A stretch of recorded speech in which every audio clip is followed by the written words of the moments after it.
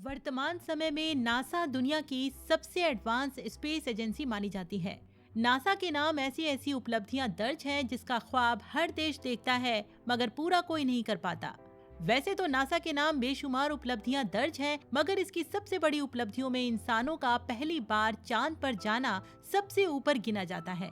21 जुलाई 1969 सुबह 8:26 ये वो समय था जब पहली बार इंसान ने अर्थ के अलावा किसी दूसरे नेचुरल स्पेस ऑब्जेक्ट पर कदम रखा था, और वो था चंद्रमा। अब सवाल ये उठता है कि नासा ने ह्यूमन लैंडिंग के लिए चंद्रमा को ही क्यों चुना?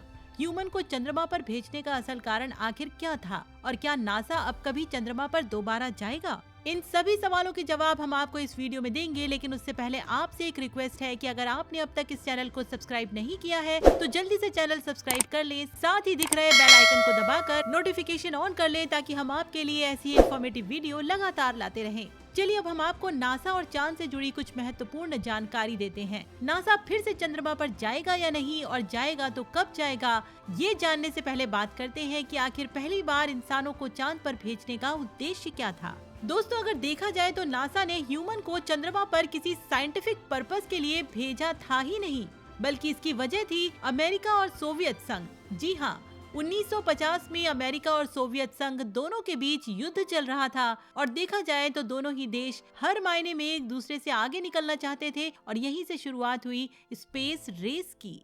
इस स्पेस रेस में अमेरिका लगातार सोवियत संघ से पीछे होता जा रहा था, और स्पेस रेस में पिछड़ने की वजह से अमेरिका के ऊपर इस फील्ड में कुछ यूनिक और कुछ नया करने का जुनून बढ़ता जा रहा था। इसी जुनून को कम करने के लिए और स्पेस रेस में जीतने के लिए अमेरिका ने मून लैंडिंग को चुना। सोवियत संघ ने 4 अक्टूबर 1975 को पहली बार आर्टिफिशियल सैटेलाइट स्पुतनिक 1 को सक्सेसफुली लॉन्च किया, और फिर 12 अप्रैल 1961 को यूरी गैगरिन को अर्थ ऑर्बिट पर भेजकर नासा को पीछे छोड़ दिया। अब नासा के ऊपर बहुत बड़ी जिम्मेदारी आ गई थी, और फिर नासा ने चंद्रमा को चुना। चंद्रमा को चुनना नासा के लिए कहीं ना कहीं फायदेमंद भी साबित हुआ, क्योंकि हमारे सबसे नजदीक नेचुरल ऑब्जेक्ट चंद्रमा ही है जिस पर पहुंचने के लिए कम समय और कम टेक्नोलॉजी की जरूरत होती है। 21 जुलाई 1969 को नासा ने चंद्रमा पर ह्यूमन लैंडिंग करवाकर स्पेस रेस में काफी आगे निकल गया था। वहीं सोवियत संघ ने भी चंद्रमा पर ह्यूमन लैंडिंग करवाने की बहुत कोशिश की, लेकिन वो नाकामयाब रहा, और आखिर में उसने चंद्रमा पर ह्यूमन लैंडिंग करवाने की कोशिश करनी बंद कर दी।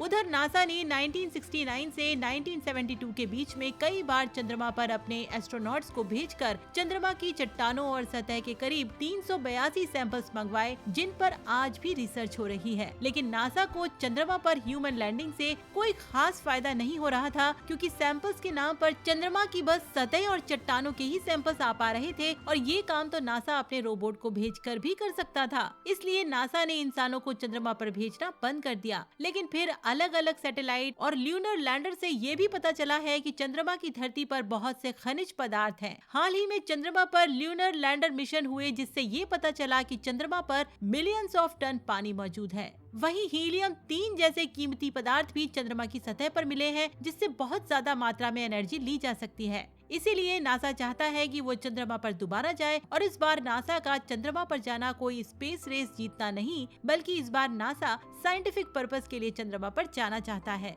इतना ही नहीं, नासा अब चंद्रमा के जरिए मंगल ग्रह पर भी जाना चाहता है। नासा चंद्रमा के चारों ओर एक ऐसे स्पेस स्टेशन पर काम कर रहा है जो चंद्रमा के ऑर्बिट पर काम करेगा। जिस स्पेस स्टेशन पर काम किया जा रहा है वो स्टेशन मंगल ग्रह पर जाने के लिए एक स्टॉपेज के रूप में यूज किया जाएगा। इसके साथ ही चंद्रमा को ऑर्बिट करने वाले इन सभी स्टेशनों में उन सभी टेक्नोलॉजी को भी टेस्ट किया जाएगा, जिससे आने वाले फ्यूचर में इंसानों को मंगल ग्रह पर भेजा जा सके। इन सब से ये बात तो साफ ही है कि नासा मंगल ग्रह पर जाने से पहले अपनी सारी टेक्नोलॉजी और तैयारियों को मून के जरिए टेस्ट करना चाहता है, और अगर ये टेस्ट सक्सेसफुल रहते हैं तो हमें जल्द ही मून और मंगल ग्रह पर इंसानों का आना जाना देखने को मिल सकता है।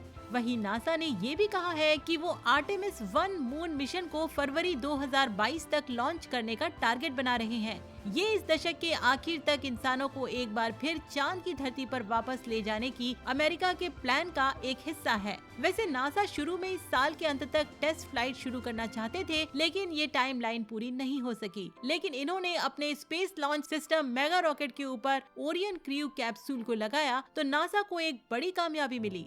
ये मेगा रॉकेट फ्लोरिडा में नासा कैनेडी स्पेस सेंटर में वाहन असेंबली बिल्डिंग के अंदर मौजूद है और इसकी लंबाई 98 मीटर है। फिलहाल स्पेस एजेंसी अभी इसके कुछ टेस्ट करेगी। इसके बाद जनवरी में वेट ड्रेस रिहर्सल के रूप में जाने वाले लास्ट टेस्ट के लिए इसे लॉन्च पैड पर ले जाया जाएगा। वैसे उम्मीद तो ये की जा रही थी कि 2022 के अंत तक नासा एक बार फिर से इंसानों को चांद पर भेजेगा, मगर हाल ही में नासा चीफ की ओर से एक बयान आया है और उसके अनुसार 2024-25 से पहले शायद इंसानों का चांद पर जाना बहुत मुश्किल है। इसकी वजह यह है कि एक तो इस मिशन के लिए बहुत सारा पैसा चाहिए, साथ ही इस मिशन की तैयारी में भी काफी समय लगेगा। इन सब को देखते हुए कहा जा सकता है कि शायद हम फिर से 2024-25 में किसी इंसान को चांद पर जाते हुए देख सकते हैं। दोस्तों, आपको क्या लगता है कि नासा फिर से इंसानों को स्पेस में भेजेगा या नहीं? कमेंट बॉक्स में हमें जरूर बताएं। वीडियो अच्छी लगी हो तो इसे लाइक करते हुए शेयर कर दें। साथ ही ऐसी ही जानकारी पूर्ण वीडियो पाते रहने के लिए इस चैनल को अभी सब्सक्राइब कर बेल आइकन दबा लें, ताकि हमारी सभी लेटेस्ट वीडियोस की अपडेट आपको तुरंत मिल जाए।